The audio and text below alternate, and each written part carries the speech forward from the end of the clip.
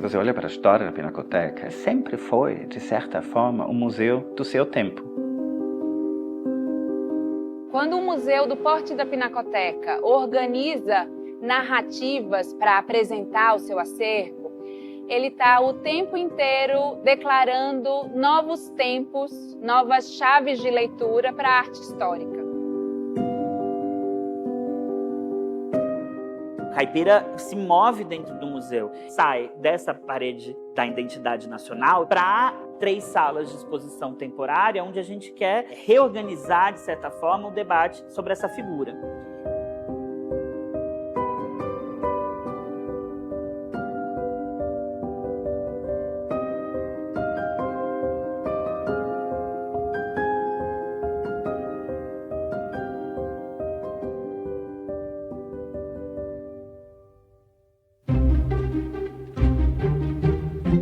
Revendo a história dessas obras, a gente consegue também rever a história do museu. Afinal, essas obras elas são fundadoras da Pinacoteca. Em 1905, o Museu Paulista, para onde o Caipira Picando Fumo foi feito e a Amolação Interrompida foi feita, transferiu as obras, junto com outras 20 naturezas mortas, para a Pinacoteca, e assim criou a Pinacoteca. Então, a gente fala que o Caipira Picando Fumo e a Amolação Interrompida são os quadros iniciais do museu. O que me chamou muita atenção foi aquela Caipira Picando Fumo, porque é uma obra que eu já tinha visto desde criança, nos livros de história, da escola, e achei que foi muito legal ver ela pessoalmente.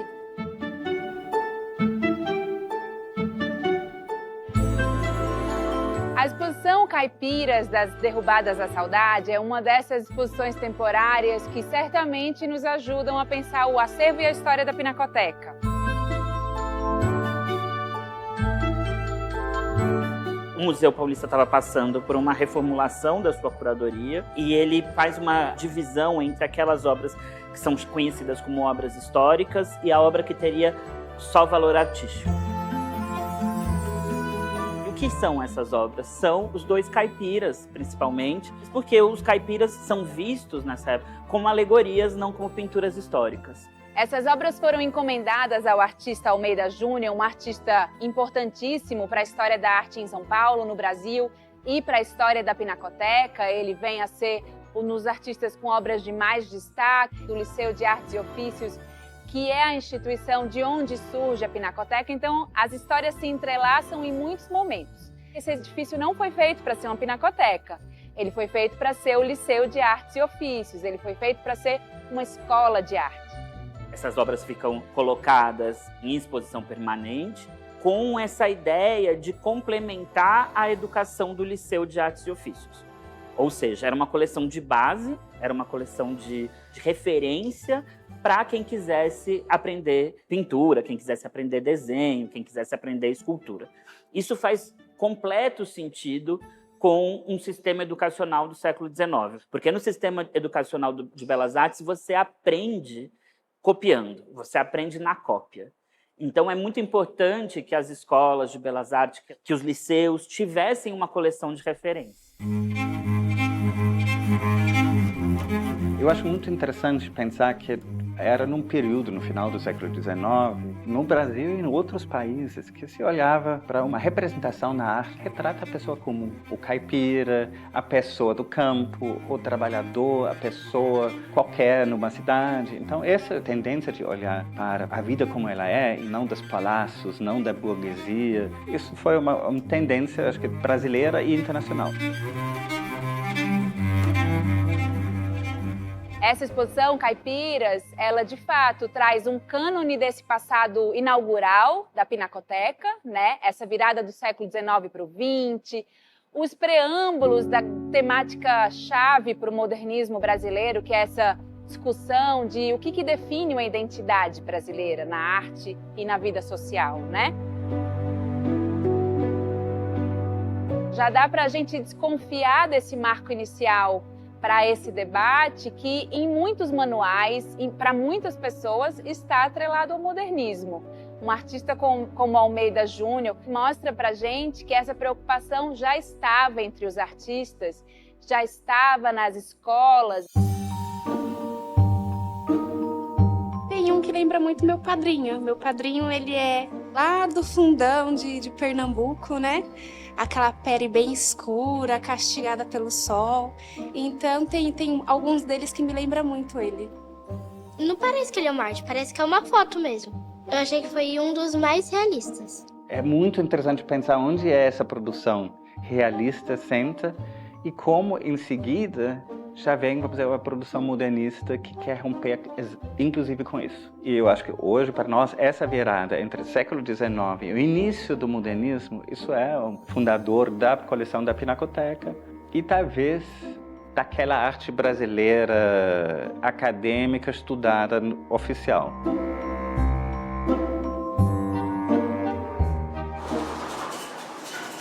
Se a gente for olhar assim, esse momento de fundação da Pinacoteca, que tem uma relação muito forte com a arte contemporânea do período, de certa forma, a Pinacoteca até os anos 50, vamos dizer assim, teve sucessivas direções que buscaram aquilo que era mais contemporâneo da época.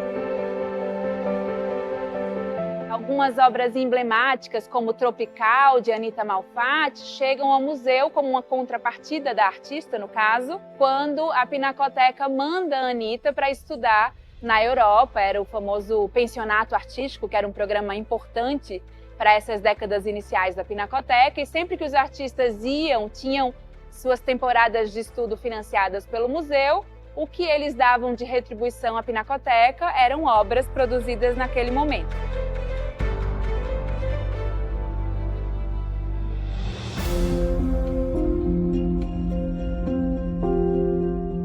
A partir dos anos 70, com os diretores que são ligados à universidade, que têm pesquisas, né, que têm trabalhos de pesquisadora, Maria Cecília França Lourenço, Maria Alice Millier, Araci Amaral.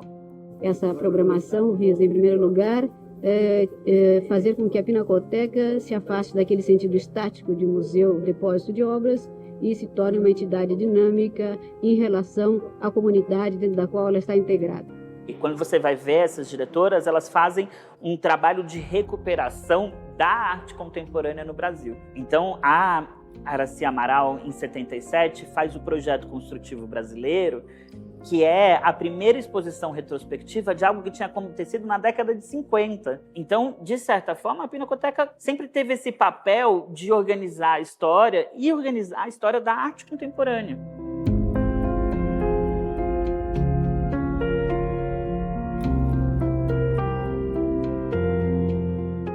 Nos anos 90 teve uma gestão muito importante do Emanuel Araújo e o Emanuel trouxe para a Pinacoteca, vamos dizer, uma missão muito bonita, que ele entendeu que é um museu, sim, de arte brasileira, mas do mundo. São exposições que trazem, vamos dizer, um discurso internacional de arte contemporânea, ou da história da arte, para a produção brasileira.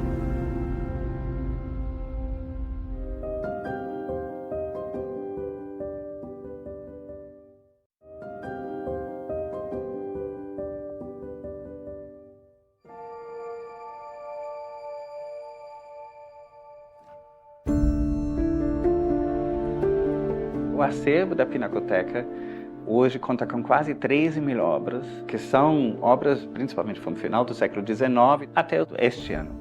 E é importante propor, quando a gente pensa sobre um acervo, que ele precisa ser ativado o tempo inteiro. As obras que entraram há muitos anos, a gente tem o conhecimento das técnicas, dos materiais usados pelos artistas. Então a gente tem um repertório maior para entender o envelhecimento desses materiais. A gente tenta trabalhar um pouco da pátina do tempo, então não é para também transformar, a gente nunca vai conseguir chegar no estágio original da obra, né? Mas como a gente tem muito estudo de química, a gente consegue remover um verniz com segurança, fazendo todos esses testes que a gente está fazendo com a Márcia, aqui com a equipe da USP, né, do Instituto de Física. A gente também tem mais elementos, porque a gente consegue ver a obra nas suas camadas, né? Entender o que está por debaixo da camada pictórica, qual foi o traço do artista que ele fez antes de fazer a pintura. Nesse momento, nós estamos fazendo uma análise de reflectografia de infravermelho. O que nós estamos procurando aqui é um rascunho do artista, né? Aqueles traços iniciais que revelam um pouco o fazer dele, o processo criativo dele. Olha que legal. Dá para ver o contorno da perna, tá vendo? Então, isso daqui tem um detalhamento. Essas manchas, né, revelam que são intervenções de restauro. Essa técnica também evidencia muito bem alguns pontos de restauro. E isso permite o pessoal da conservação e restauro identificar muito bem e poder entender o que aconteceu, o que demandou aquele restauro. Essa pesquisa com a USP, a gente fez então ano passado o Caipira aqui dentro, muito mais nos bastidores, porque a gente precisava da sala fechada, toda escurecida para poder fazer os testes. E aí o Yuri Quevedo teve a ideia de fazer na sala de exposição e deixar aberto ao público com um texto explicativo, deixá-lo cada vez mais interessado pelo que a gente faz, porque realmente a área de restauro causa fascínio. Assim.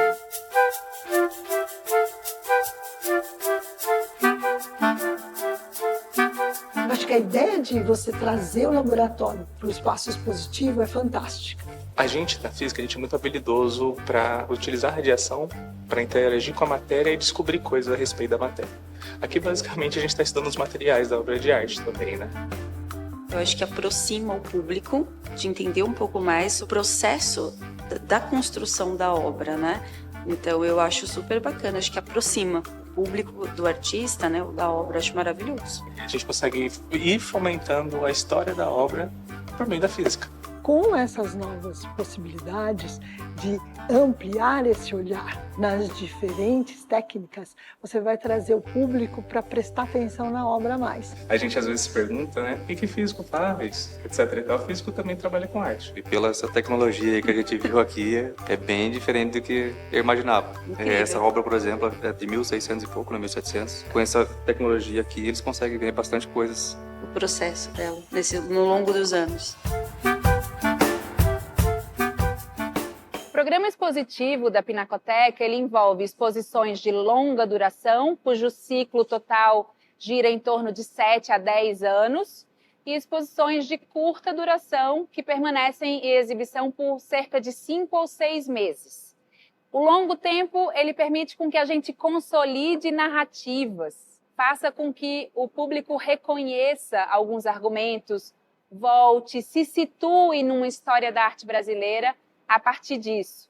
Ela cumpre esse papel da Pinacoteca ser um museu de referência na construção e na atualização de um discurso sobre arte brasileira.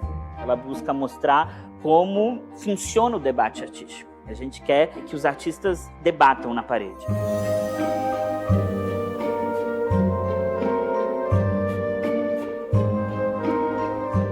Aqui a gente, por exemplo, tem essas duas cenas de mulheres lendo.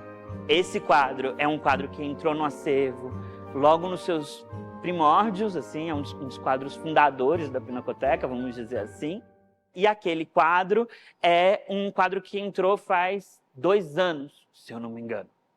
Né? Então a gente tem aqui o Almeida Júnior falando de uma ideia de leitura, né? Esse quadro ganhou um prêmio na Exposição Universal de Chicago, e a ideia desse quadro era mostrar o Brasil como um país leitor, republicano e leitor. E ali a gente tem uma outra configuração dessa cena da leitura, que é muito mais moderna, né? A mulher lendo à mesa, ela não está bebendo a partir de porcelana, ela tem uma panela, ela bebe o café no copo de vidro, tem ali um maço de cigarros. Quando a gente olha para aquele quadro e volta para esse aqui, a gente consegue perceber outras coisas que a gente não perceberia.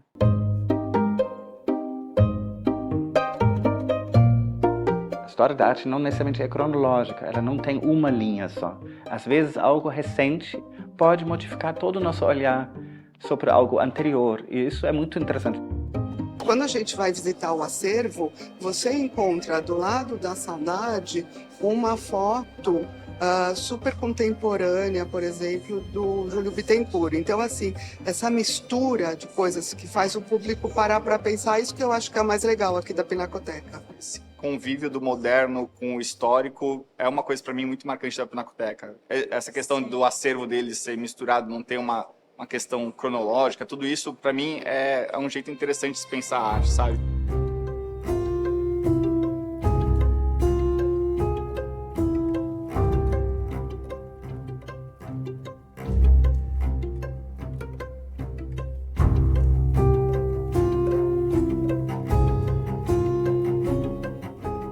Quando a gente escolhe por fazer uma exposição de longa duração, ou, por exemplo, fazer exposições temporárias de cunho histórico, como a do Caipira, trazendo essas obras de um jeito específico e dando transparência para esse discurso sobre as obras, para as perguntas que a gente pode fazer sobre essas obras, é muito poderoso da gente ver o público se autorizando a se relacionar com essas obras, a usar o seu próprio repertório, que não é formado só aqui. Uma obra de arte é um documento aberto, então ela está sempre aberta para a realidade do hoje, da contemporaneidade. Quando ela se fecha, ela é esquecida.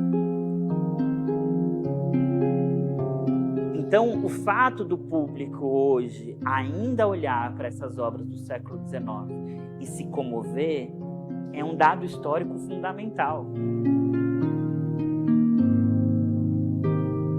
E é esse momento que a pessoa se comove, que o público se comove, que a obra se abre para a contemporaneidade e ela passa a fazer sentido.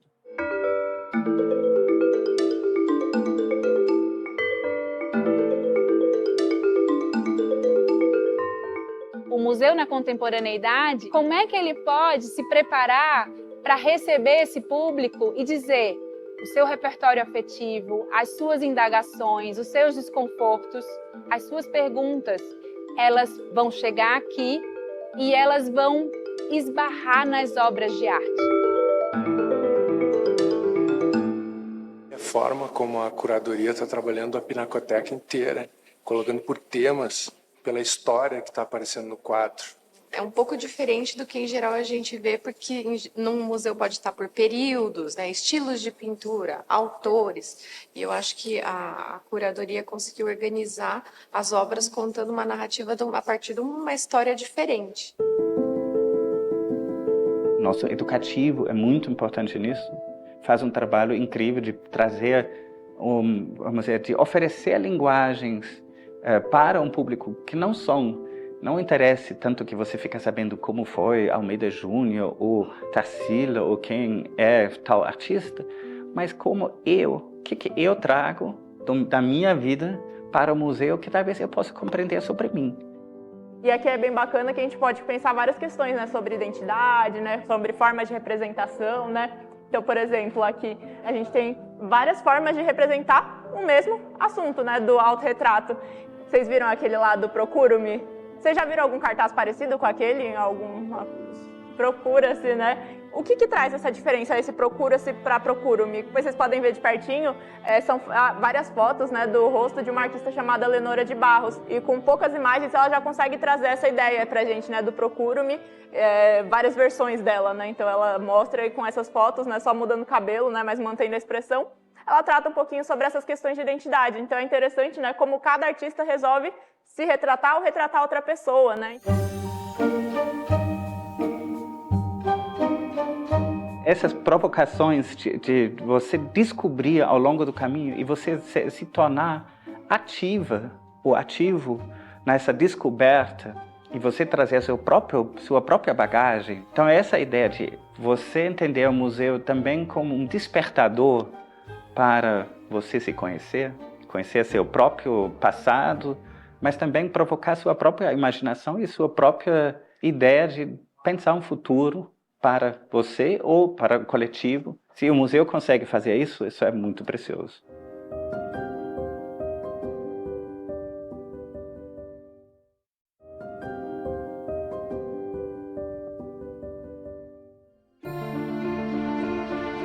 A Pinacoteca ocupa 3 prédios, né? A gente está falando de um museu que tem um conjunto arquitetônico. Essa programação, que já vem se renovando, que há 120 anos acompanha o debate artístico, ela até então ocupava salas tombadas, salas de 2 prédios que são patrimônio.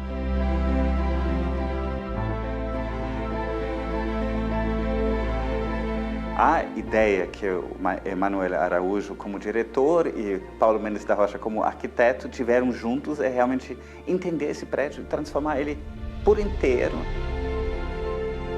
A possibilidade de tornar atraente hoje é um grande instrumento da preservação, não é não tocar. Introduz, vamos dizer, uma tipologia de museu que nessa época era muito novo no Brasil. Eu acho que era muito novo no mundo. Assim, pegar um edifício que vem, vamos dizer, de uma tradição Beaux-Arts europeia, com grandes escadarias, subindo, pátios 1, pátio 2, etc., e transformar isso num grande centro cultural onde muitas coisas possam acontecer ao mesmo tempo.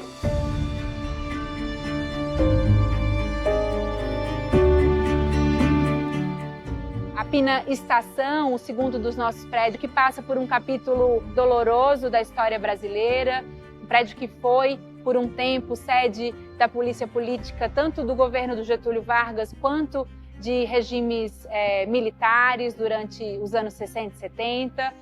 Então, como é que essa história fica no prédio? Através do Memorial da Resistência, mas não só, quem transita pelo prédio acho que dialoga com isso. A Pinacoteca faz, ao longo da sua história, vários projetos de resposta, de abertura de reflexão sobre esse legado.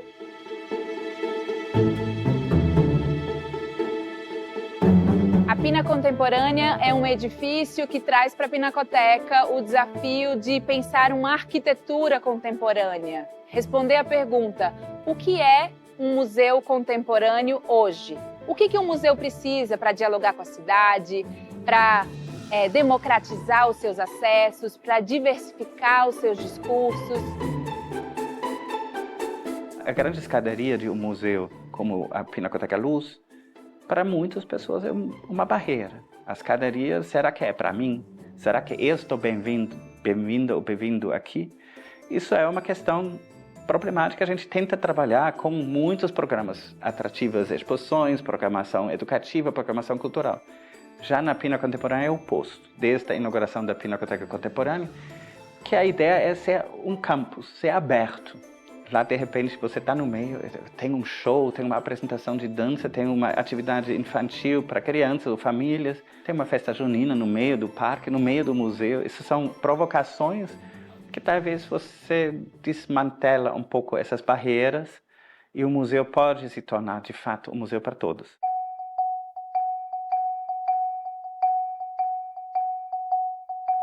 O público não vai encontrar para todos sempre um museu que já foi muito branco, que já foi muito paulista, que já foi muito masculino e hoje não é mais. Hoje a Pinacoteca pode falar de arte brasileira, tendo representatividade de artistas de todas as gerações, de cenas mais centrais, de cenas mais periféricas. E as conquistas, né, de artistas não brancos, não cisgênero, de todas as formas de dissidência, mas não perpetuá-las como dissidências ou como modas temporárias, fazer com que o futuro tenha essa diversidade como cânone, né? What I appreciate and I don't see at home is that there's good gender diversity in the artists that are exhibited here. There are almost as many women as men, which I think is a positive thing. It's exciting to see that Brazil is more egalitarian with its art scene.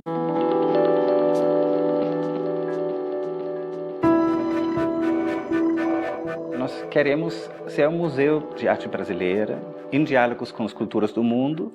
E quais são as histórias da arte brasileira que não foram contadas ainda? Quais são as vozes da arte brasileira que não foram escutadas, que não tiveram espaço e não tiveram visibilidade?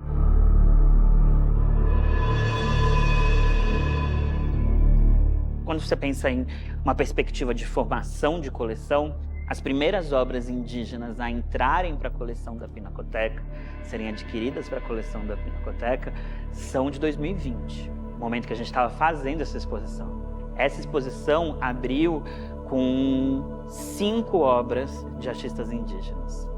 Hoje, 4 anos depois, a gente tem 40 obras. Ou seja, essa coleção é uma coleção que cresce muito rápido.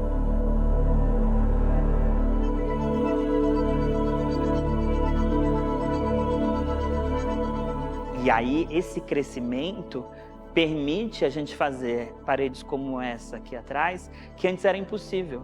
Se você pensar que essa sala, que chama Um País Inventado, e é sobre a criação dessa ideia de Brasil, não tinha em 2020 nenhuma obra indígena para estar aqui e acrescentar esse argumento, a gente percebe como a exposição é viva, porque a exposição ela funciona ao mesmo tempo como mostrando aquilo que o museu tem, mas aquilo que o museu não tem, né? Então, nessa perspectiva, ela ajuda, ela é uma plataforma para o colecionismo. Acho que a Pinacoteca tem um programa muito específico que é bonito de contar, que é um programa de patronos, que são hoje 120 indivíduos ou famílias que fazem uma doação para um pool, e com esses recursos a gente consegue fazer aquisições específicas, né? Assim, pensar nas lacunas do acervo, e comprar, assim, sugerir aquisições muito